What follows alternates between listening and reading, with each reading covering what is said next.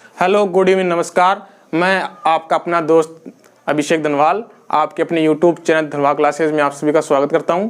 तो दोस्तों, हमने पिछले वीडियो में बात की थी राजस्थान के प्रजनन आंदोलन की। आज हम बात करेंगे राजस्थान के एकीकरण की। देखते हैं राजस्थान में राजनीतिक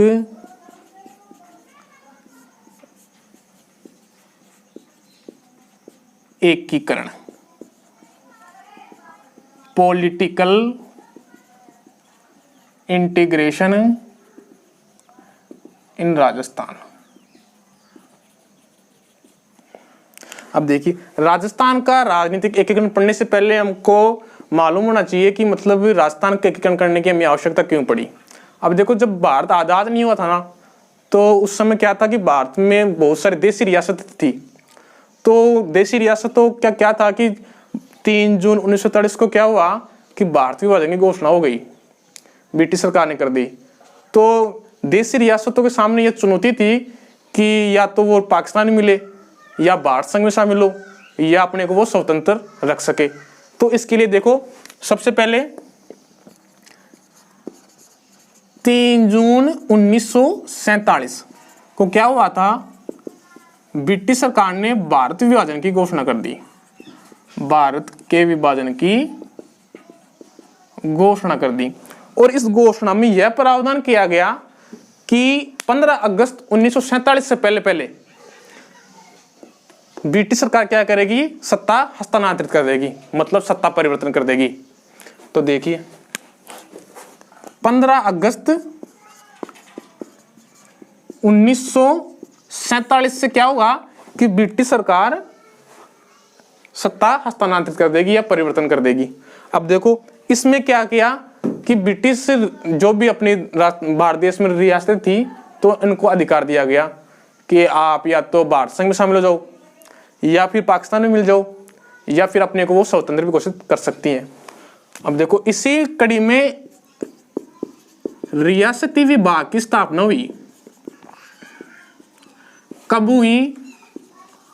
5 जुलाई 1947। अब इसमें इसका रियासती विभाग था 5 जुलाई 1947। तो इसकी स्थापना किसने की? इसके अध्यक्ष थे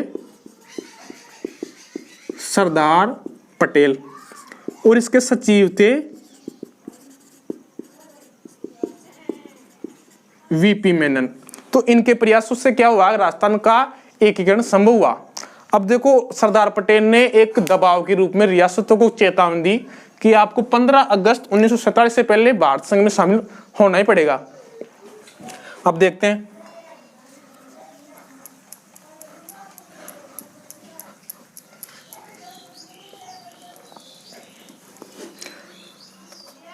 रियासती विभाग की तो स्थापना हो गई 5 जुलाई 1947 को, लेकिन फिर भी क्या था कि सरदार पटेल के सामने बहुत सी चुनौतियां थी। इनमें क्या था कि रियासतें थी तो अपने को अपने रियासतों का वर्चस्व बनाने के लिए अपने अपने संघ बनाने लग गए। अलग अलग राजा महाराजा थे तो अपने क्षेत्र के हिसाब से संघ बनाने लग गए। तो इसमें देखो, सबसे पहले आता है मेवाड़ महाराणा। मेवाड़ रियासत थी। मेवाड़ रियासत के शासक थे भोपाल सिंह। अब इन्होंने सोचा कि हम राजस्थान भारत संघ में शामिल हो जाएंगे तो अपना वर्चस्व खत्म हो जाएगा। तो इन्होंने क्या किया कि सभी देशी रियासतों को आमंत्रित किया और एक अलग संघ बनाने की कोशिश की। इसका नाम रखा उन्होंने राजस्थान यूनियन संघ। और इसकी स्थापना कब की?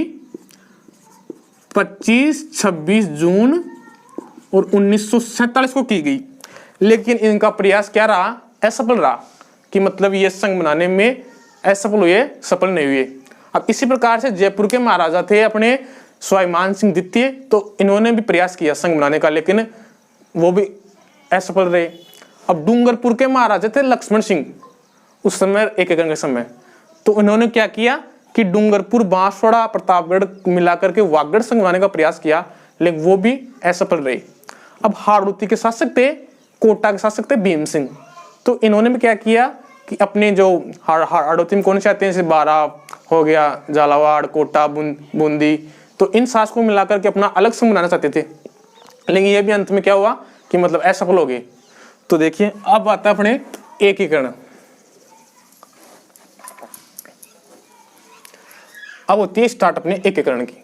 अब देख सबसे पहले तो हम अपना राजस्थान का मानचित्र बना लेते हैं इस साइड में, आपको बढ़िया तरीके से समझ में आएगा बिल्कुल अच्छे प्रकार से। देखो ये अपना राजस्थान का मानचित्र है, सही बन रहा क्या? ये देखिए अपना राजस्थान का मानचित्र है ये। अब देखिए सबसे पहले तो हमें पता होना चाहिए कि राजस्थान के मानचित्र के किस भाग को, भूभाग को भी किस नाम से पुकारा जाता है। अब देखिए ये अपना है श्रीगंगानगर, ये है हनुमानगढ़। इस भाग को पहले कहते थे योध्य प्रदेश। क्या कहते थे? योध्य प्रदेश। अब देखो इसके हनुमानगढ़ के जस्ट नीचे है चुरू, इसके नीचे है झुंझुनू, इसके नीचे है सीकर, इन कहते थे शेखावाटी प्रदेश। क्या कहते थे? शेखावाटी प्रदेश। अब देखो यहां है अलवर, भरतपुर, धौलपुर, इनको कहते थे मेवात प्रदेश। और ये है हाड़ौती प्रदेश, अपना कोटा, बूंदी, बारा, झालावाड़, इनको कहते थे हाड़ौती। अब देखो ये है डूंगरपुर, बांसवाड़ा, प्रतापगढ़, इनको कहते थे वागड़। और ये है अपना पश्चिमी मरुस्थल।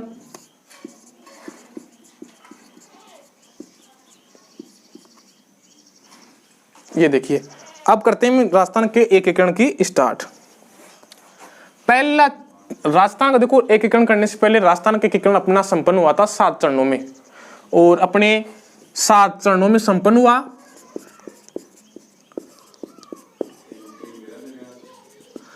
उन्नीस रियासतें थी, 3 ठिकाने थे, और एक क्या था? यूटी था, मतलब केंद्र शासित प्रदेश था अजमेर मेरवाड़ा। अब देखो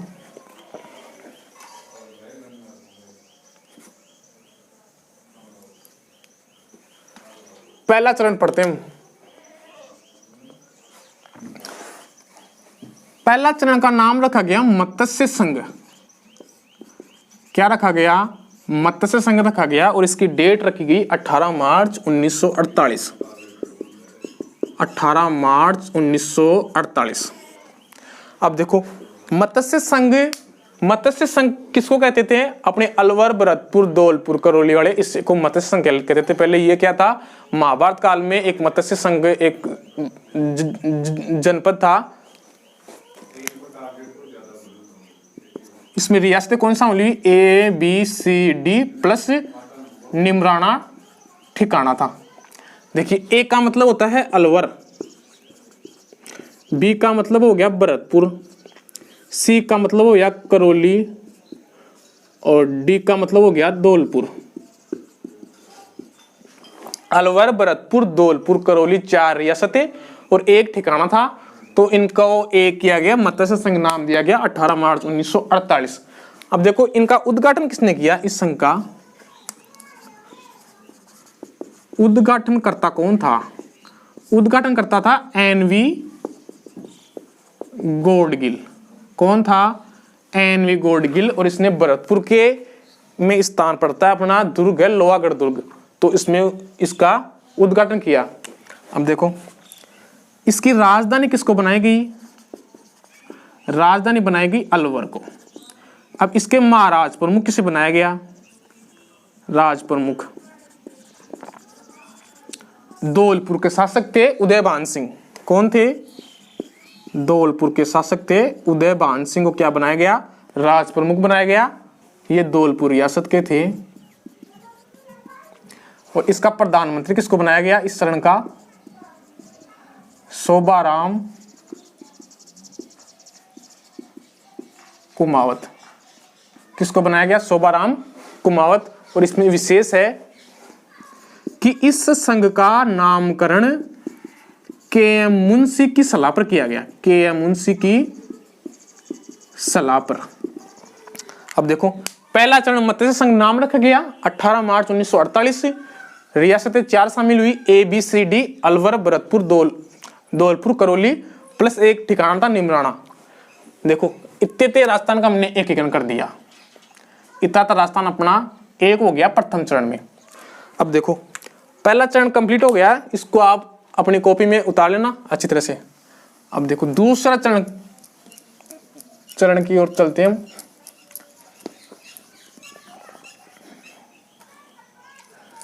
दूसरा चरण का नाम रखा गया पूर्व राजस्थान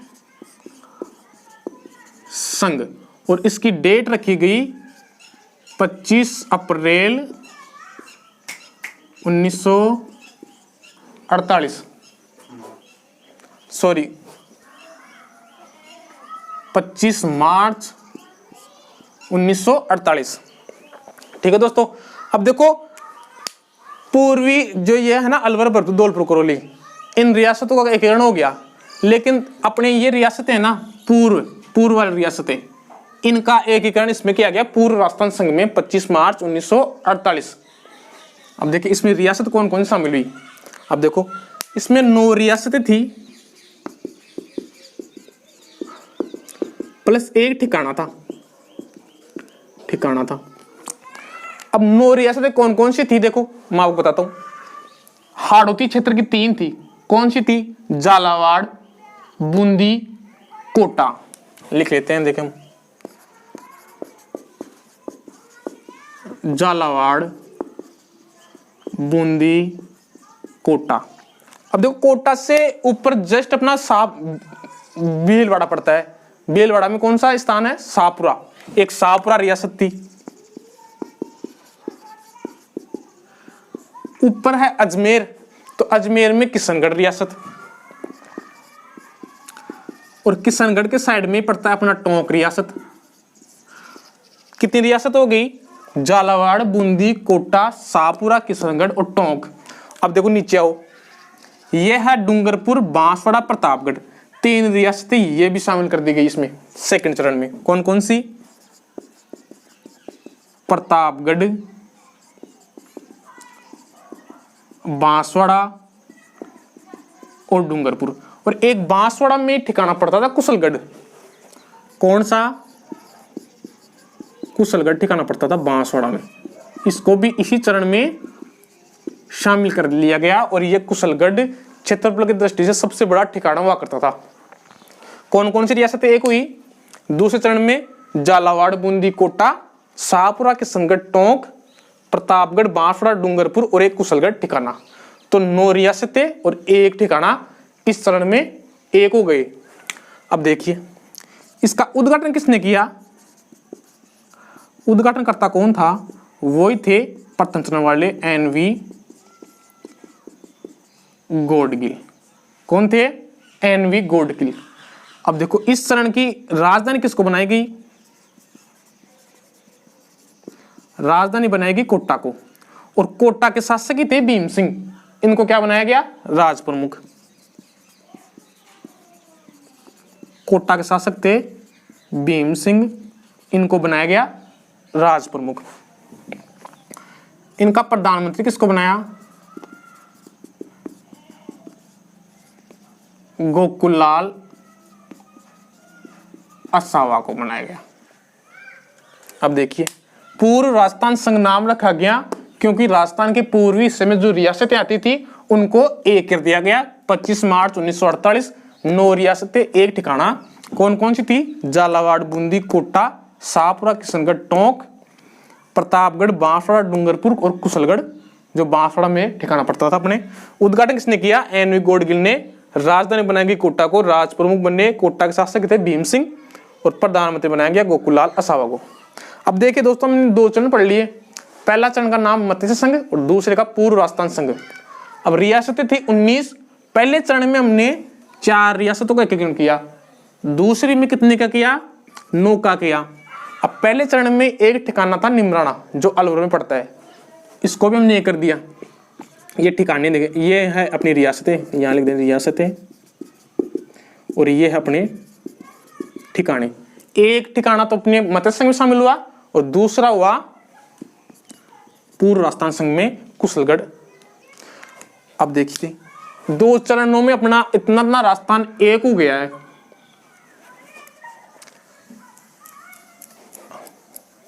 अब देखो तीसरे चरण की बात करते हैं हम।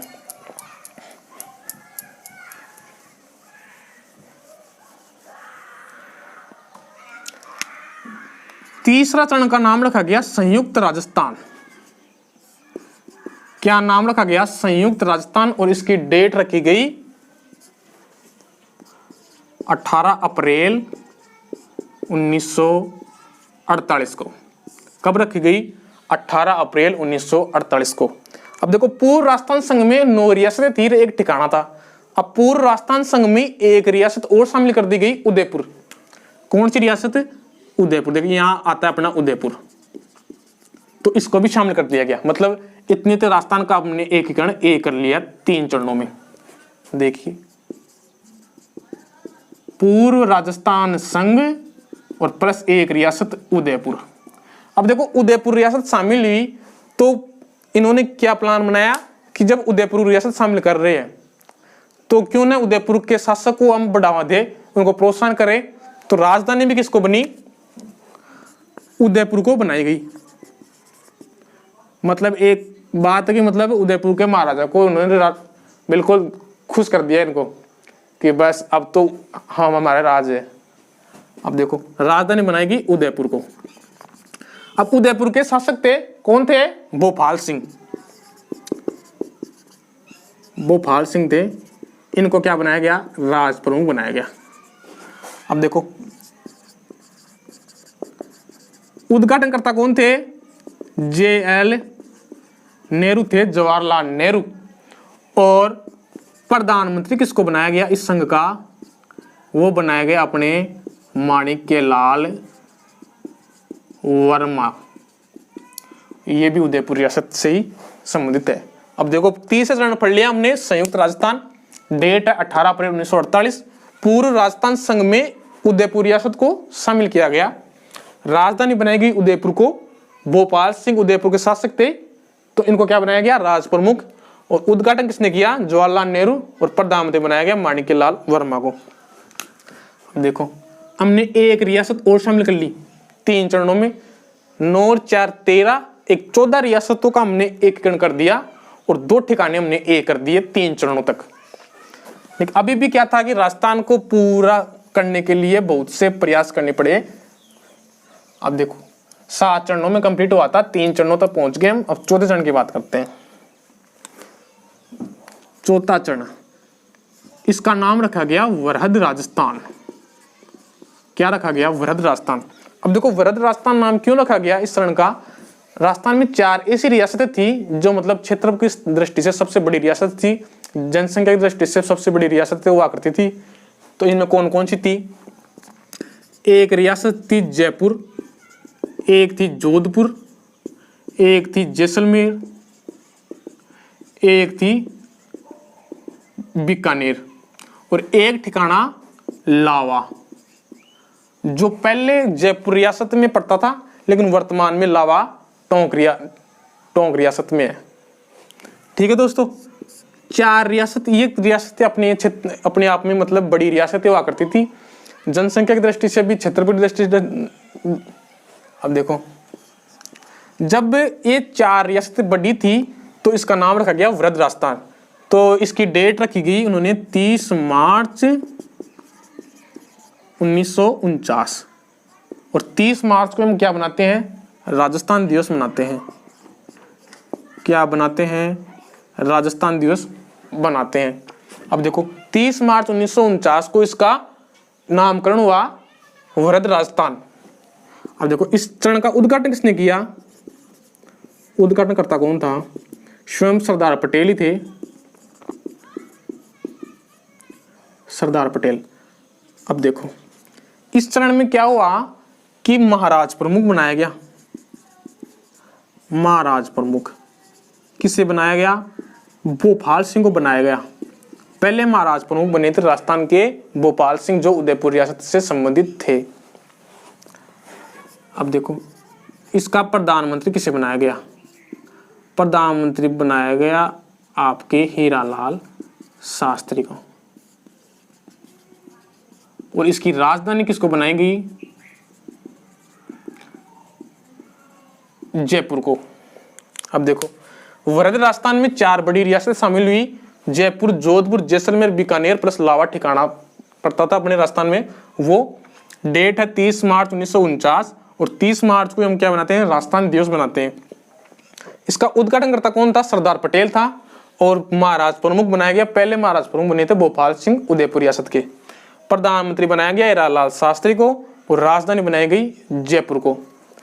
अब देखो एक विशेष बात बताऊंगा आपको, जयपुर राजधानी बनाएगी, क्यों बनाएगी? क्योंकि यहाँ पे पानी की व्यवस्था बढ़िया थी और राजस्थान के एक केंद्र में पड़ता था जयपुर। अब जोधपुर को भी बना सकते थे, लेकिन जयपुर में क्या था? पानी होने की व्यवस्था, मतलब बढ़िया व्यवस्था थी यहाँ पे। अब जयपुर को राजधानी बनाया गया पी सत्यनारायण राव समिति की सिफारिश पर। किसकी सिफारिश पर? पी सत्यनारायण राव समिति की सिफारिश पर बनाया गया। अब देखो रियासतें 3 चरणों तक हमने कितनी कर ली थी? 14 रियासतें एक कर ली थी। अब 4 रियासतें और हो गई, तो 18 रियासतों का हमने 4 चरणों तक एकीकरण पूरा कर दिया और एक ठिकाना लावा भी एक कर दिया हमने। अब देखो 14 रियासतें और 3 ठिकानों का हमने एक कर दिया वृहद राजस्थान के रूप में 30 मार्च 1949 को। और इसी दिन मानते हैं कि मतलब राजस्थान का लगभग एकीकरण हो गया था, तो इसी दिन क्या बनाते हैं? राजस्थान दिवस के रूप में मनाया जाता है। अब देखिए 5 चरण की बात करते हैं।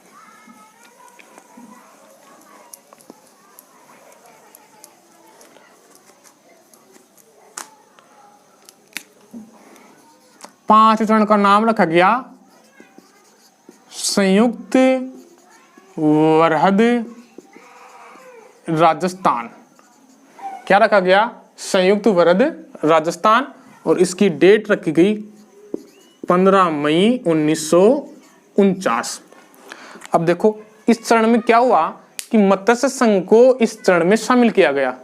किसको शामिल किया गया? मत्स्य संघ को शामिल किया गया इस चरण में, संयुक्त वृहद राजस्थान 5 चरण में। और किसके सिफारिश पर शामिल किया गया? शंकर देवरोय समिति की सिफारिश पर। शंकर देवरोय समिति की सिफारिश पर। अब देखो इसकी राजधानी किसको बनाया गया? वो ही जयपुर। चौथे चरण से जयपुर राजधानी स्टार्ट हो गई थी, तो वर्तमान में भी जयपुरी राजधानी है। इसका प्रधानमंत्री किसको बनाया गया? हीरालाल शास्त्री। अब देखो पहले 4 चरणों तक प्रधानमंत्री हुआ करते थे। अब 5 चरण में क्या किया कि प्रधानमंत्री के पद को हटाकर मुख्यमंत्री के पद का सृजन कर दिया गया। मुख्यमंत्री 5 चरण में शामिल हुआ था। तो राजस्थान के पहले मुख्यमंत्री कौन बने थे? हीरालाल शास्त्री बने थे। राजधानी बनाएगी जयपुर को, मुख्यमंत्री हीरालाल शास्त्री बना दिए गए और मत्स्य संघ को शामिल किया गया शंकर देवरोय समिति की सिफारिश पर। और 15 मई 1949 को इसकी डेट है और नाम रखा गया संयुक्त वृहद राजस्थान। अब देखो 6वें चरण की बात करते हैं।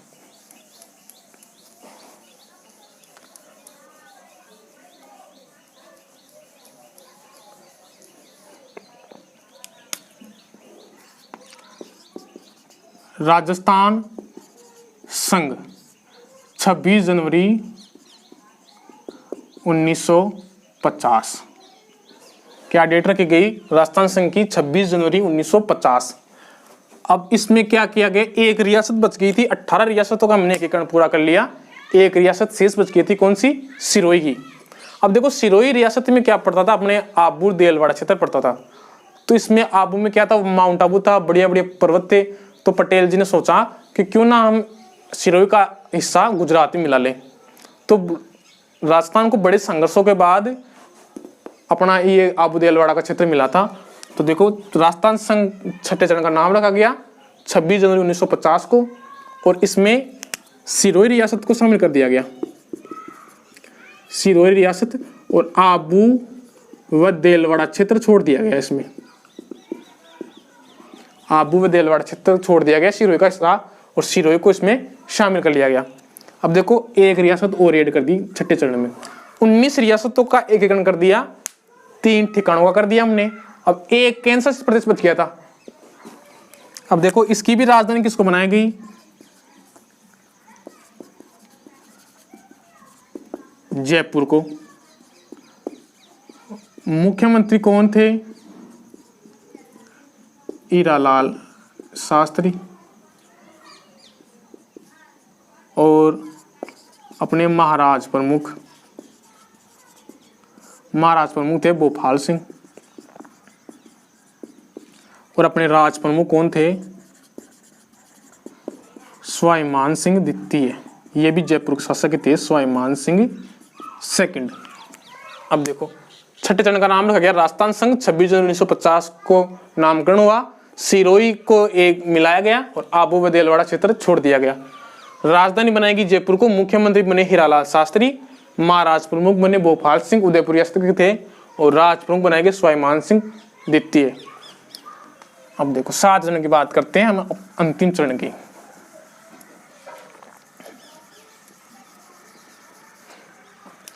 सातवां चरण देखते हैं, अपना वर्तमान राजस्थान है, इसकी डेट है 1 नवंबर 1956।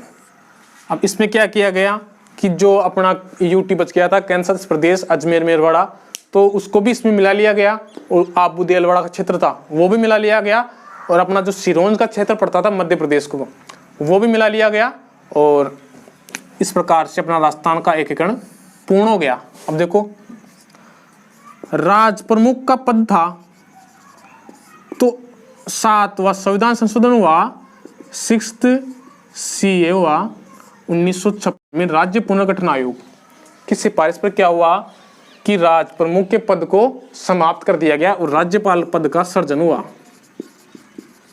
इसी चरण में। और प्रथम राज्यपाल अपने बने गुरुमुख निहाल सिंह। कौन बने, राजस्थान के प्रथम राज्यपाल बने थे गुरुमुख निहाल सिंह, और ये सर्वाधिक कार्यकाल वाले अपने राज्यपाल हैं।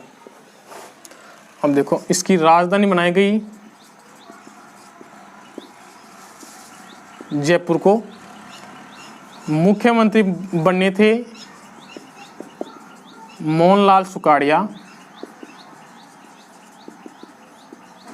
कौन बने थे, मोहनलाल सुकाड़िया, और राज प्रमुख का पद को समाप्त किया गया, राज्यपाल पद का सृजन हुआ 1 नवंबर 1956 को, और राज्यपाल बने थे प्रथम गुरुमुख निहाल सिंह, और राजधानी जयपुर को बनाई गई, मुख्यमंत्री बने थे मोहनलाल सुकाड़िया।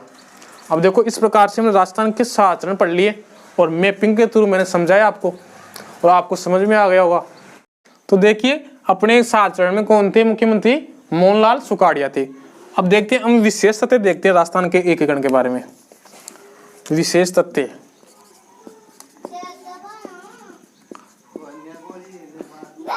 अब देखो इसमें समय कितना लगा राजस्थान के एकीकरण पूरा होने में, 8 वर्ष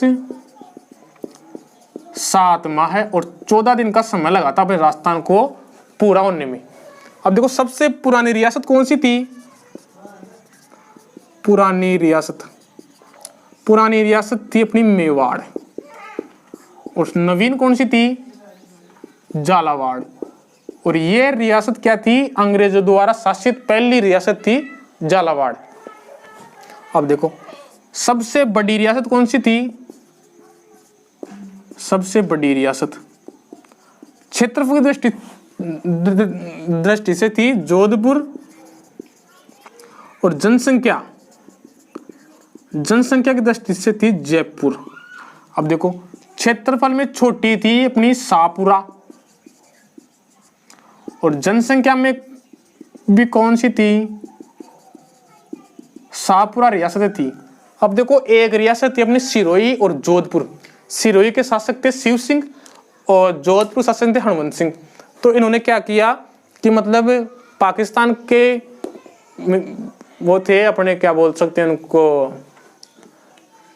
मोहम्मद अली देंगे, कौन, जोधपुर और सिरोही। तो बड़े संघर्षों के बाद जोधपुर को भी मिला लिया गया अपने राजस्थान में। तो दोस्तों इस प्रकार मैंने आपको राजस्थान का एकीकरण समझाया। मैं आशा करूंगा आपको कि राजस्थान का एकीकरण बहुत अच्छा समझ में आया होगा। तो दोस्तों आपको कोई क्लास अच्छी लगी है तो क्लास को शेयर करें, लाइक करें और कमेंट करें और ज़्यादा से ज़्यादा सब्सक्राइब करें। तो दोस्तों मैं आपको एक मोटिवेशन कोट बोलूंगा कि हो चुका आगाज रण का युग बदलने की तैयारी, जीत उसी की होगी जिसका संघर्ष जारी, और जो पसीना बहाएगा मैदान जीत कर ले जाएगा। तो दोस्तों इसी के साथ जय हिंद, जय भारत।